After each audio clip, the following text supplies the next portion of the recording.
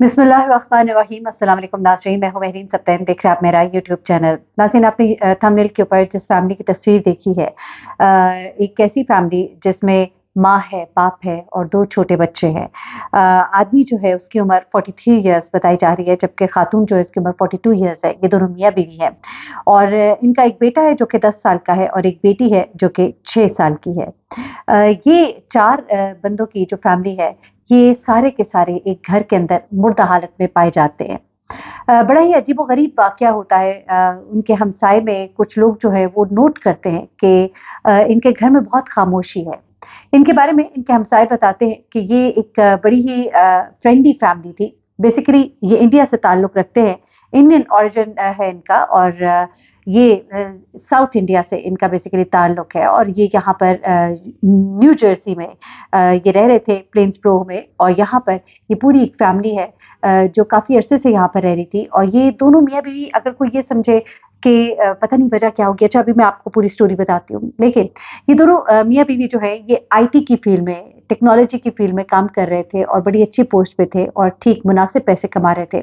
इनका ये घर था और ये अपने घर में अपने 2 बच्चों के साथ हँसी-खुशी ज़िंदगी बज़ाहिर गुज़ार रहे थे। जो इलाके के लोग हैं, जो इनको जानते हैं, वो कहते हैं कि ये बड़े फ्रेंडली सी फैमिली थी और ख़ास तौर पे जो इस घर का सरबराह था, यानी कि जो मर्द था, जो शौहर था इस खातून का, इसके बारे में बताया जाता है कि ये बहुत से वेलफेयर के कामों में जो है वो हिस्सा लिया करता था और कम्युनिटी और पेरेंट टीचर एसोसिएशन में भी वो बड़ा एक्टिवली पार्टिसिपेट करता था बच्चों के स्कूल में और वो कहते हैं कि इस फैमिली को हम हँसी-खुशी वॉक करते हुए देखा करते थे। एक अच्छी खूबसूरत फैमिली थी जिसको हम देखते थे कि यहाँ पर ही करीब ही स्ट्रीट के अंदर ये वॉक कर रहे होते थे अपने बच्चों के साथ। इनके बच्चे जो हैं, इनके बारे में इनके हमसाए में रहने वाली एक खातून जो कि इनकी 10 साल से दोस्त हैं, वो बताती हैं कि इन्हें मैं 10 साल से जानती हूँ और इसकी बीवी के साथ यानी कि इस खातून के साथ मेरी बड़ी अच्छी दोस्ती थी।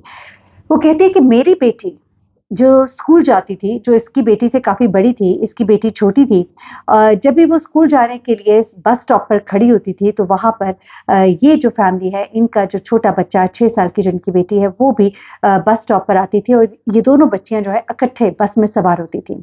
ये कहती है कि उस सुबह जो है, उसकी बेटी जब बस स्टॉप पर नहीं आई और मेरी बेटी अकेले गई, तो मैंने फिर इसकी बीवी को कॉल किया। कहती है कि जब कॉल नहीं उठाई तो मैंने उसे मैसेज छोड़ा कि आज बच्ची स्कूल नहीं गई, खैरियत है?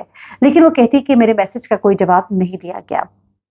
उसके बाद यही जो वेलफेयर इनका इदारा होता है, वहाँ पर एक फ़ोन जाता है इनके ही रिश्तेदारों की तरफ से और वो कहते हैं कि हमें परेशानी है, हम चूँकि यहाँ करीब में नहीं रहते लेकिन उनके घर से कोई जवाब हमें मौसूल नहीं हो रहा है। इनके घर के अंदर जाकर देखा जाए कि आखिर मामला क्या है? ऐसे में जो ऑफ़िसर्स हैं वो जाते हैं वहाँ पर और वहाँ पर जाकर जब दरवाज़े को खोला जाता है और अंदर जाया जाता है तो देखा जाता है कि चारों के चारों जो हैं ये वहाँ पर मुर्दा हालत में पाए जाते हैं और अपैरेंटली ये बताया जा रहा है कि गोली मारना जो है वो वजह बनी है मौत की। अब ये कहा जा रहा है कि ऐसा लगता है कि जो घर का सरबराह यानी कि जो शौहर है उसने पहले सबको गोली मारी है और उसके बाद खुद को भी गोली मार ली है। इसे होमिसाइड का केस बताया जा रहा है, सुसाइड कम होमिसाइड, जिस पे एक शख्स जो है दूसरे को और दूसरा जो है तीसरे को कत्ल करता है और एक दूसरे की जान लेते हैं। कुछ इसी तरह का मामला लग रहा है। अच्छा, कुछ लोगों ने ये भी कहा जो इनके कुछ जानने वाले जो इनके साथ काम करते हैं, उन्होंने क्योंकि अब जैसे-जैसे चीज़ बढ़ी है, उसमें उन्होंने ये कहा कि इस वक़्त यूएस के अंदर जो हालात हैं आप कह लीजिए जो माली क्राइसिस है, हमें लगता है कि पाकिस्तान के अंदर बहुत ज़्यादा माली क्राइसिस है, लेकिन इस वक़्त पूरी दुनिया में बहुत ज़्यादा फ़ाइनेंशियल क्राइसिस है। लोगों को इन्फ्लेशन का जो लोग हैं शिकार है कीमतें जो है चीज़ों की बहुत बढ़ चुकी हैं। पैसे की कदर-कीमत जो है वो नहीं रही है और ऐसे में ये कहा जा रहा है कि शायद जो नई पॉलिसीज़ हैं और ख़ास तौर पे हेल्थ के हवाले से और दीगर जो चीज़ें हैं उसकी वजह से ये फैमिली डिस्टर्ब थी, जिसकी वजह से उन्होंने मिलकर ये जो है खुदकुशी की। लेकिन इस ज़ाविये को झुठलाते हैं उनके हमसाए में रहने वाले लोग जो बताते हैं कि चूँकि ये दोनों मियाँ-बीवी एक अच्छी जॉब कर रहे थे और ऐसी जॉब्स में उनकी मेडिकल जो सिक्योरिटीज़ होती हैं वो मौजूद होती हैं और उसके बाद ये घर जो है ये गालिबन इनका मॉर्टगेज पर था, तो ऐसे में लगता नहीं है कि कोई ऐसी वजह थी। इनकी हमसाई खातून जिसने नाम ना बताने की शर्त पे कुछ बातें शेयर की हैं, उसने ये कहा है कि मेरी बातचीत होती थी उसमें ऐसा लगता था कि मियाँ-बीवी आपस में बहुत खुश हैं। तो फिर ये गुमान किया जा रहा है कि या तो कोई ऐसा मामला हुआ एक दिन में जिसकी वजह से शायद किसी ने किसी को मारा और उसके नतीजे में फिर उसने खुद भी खुदकुशी कर ली, लेकिन खुदकुशी करने से पहले मेरे बच्चों का क्या होगा, ये सोचकर उन दोनों को मर्डर कर दिया होगा। पुलिस जो है वो कह रही है कि हमने तमाम शवाहिद इकट्ठे कर लिए हैं, हम देख रहे हैं बॉडीज़ की ऑटोप्सी जो है वो भी हो चुकी है और उसमें जो चीज़ें सामने आ रही हैं उनको भी सामने रखते हुए कि क्या कुछ हो सकता है, किस तरह से मारा गया होगा या पहले किसने किसको मारा। ऐसे में उनके कुछ रिश्तेदारों को जो है इस वक़्त उनसे पूछगछ की जा रही है, जिसमें कुछ चीज़ें ये भी सामने आई हैं कि उनके फाइनेंशियल क्राइसिस तो नहीं थे, लेकिन शायद शायद उनके मियाँ-बीवी के दरमियान के अपने कुछ प्रॉब्लम्स थे। लेकिन उनका ये भी कहना है कि ऐसा नहीं लगता कि वो प्रॉब्लम्स इतने बड़े थे कि जिनकी वजह से खुदकुशी तक की नौबत आती। लेकिन फाइनेंशियल क्राइसिस को किसी हद तक कुछ लोग जो है वो ज़रूर एडवोकेट कर रहे हैं, लेकिन उनके हमसाये में रहने वाले लोग बताते हैं कि उनका लिविंग स्टाइल जो था वो बड़ा मुनासिब था।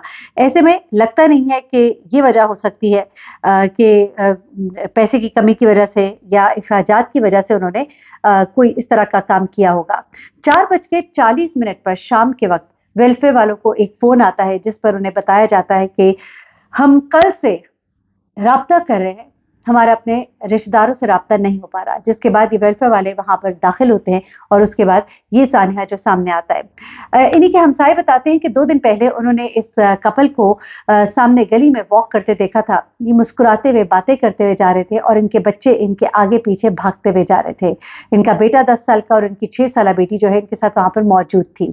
तो इस बात का ज़िक्र करते हुए वो इस गुमान को डिनाई करते हैं कि मियाँ-बीवी के दरमियान कोई ऐसी सख्त रंजिश होगी जिसका नतीजा जो है इस तरह का निकला जिसमें पूरे का पूरा खानदान जो है वहाँ पर मुर्दा हालत में पाया जाता है। उसके अलावा कुछ चीज़ें जो है वो मशकूक इस वक़्त बताई जा रही हैं कि घर के अंदर जब पुलिस दाखिल हुई थी तो घर का दरवाज़ा अंदर से बंद था, जिसकी बिना पर उनका ये ख़्याल है कि ये टोटली सुसाइडल केस है क्योंकि अगर ऐसा ना होता तो दरवाज़ा खुला होता, दरवाज़ा अंदर से बंद नहीं हो सकता था। ऐसे में पूरे घर की जाँच की गई है, पूरे घर को देखा गया है, तो ऐसे में कोई ऐसा मंज़र दिखाई नहीं देता घर के अंदर कि कोई घर के अंदर आया हो और फिर घर के दरवाज़े तोड़कर या खोलकर या किसी खिड़की से बाहर गया हो क्योंकि घर का हर कोना टोटली बंद था, खिड़कियाँ बंद थी, दरवाज़े बंद थे, सब कुछ बंद था।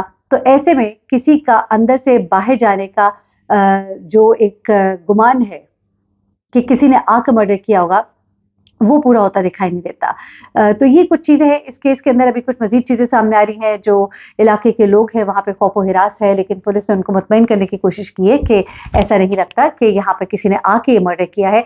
ये केस जो है ये खुदकुशी का केस लगता है, ये किसी किस्म के कत्ल का केस नहीं लगता। लेकिन फिर भी पुलिस ये कह रही है कि हम इस पे इन्वेस्टिगेशन कर रहे हैं। एक बड़ी खूबसूरत फैमिली थी, हँसते-मुस्कुराते चेहरे थे, लेकिन एक दिन ऐसा होता है कि पता लगता है कि सब के सब अब दुनिया में नहीं रहे। मज़ीद इस केस में क्या अपडेट्स होते हैं आपके साथ शेयर करूँगी। अपना बहुत ख्याल रखिएगा, दुआ में याद रखिएगा। अल्लाह हाफ़िज़।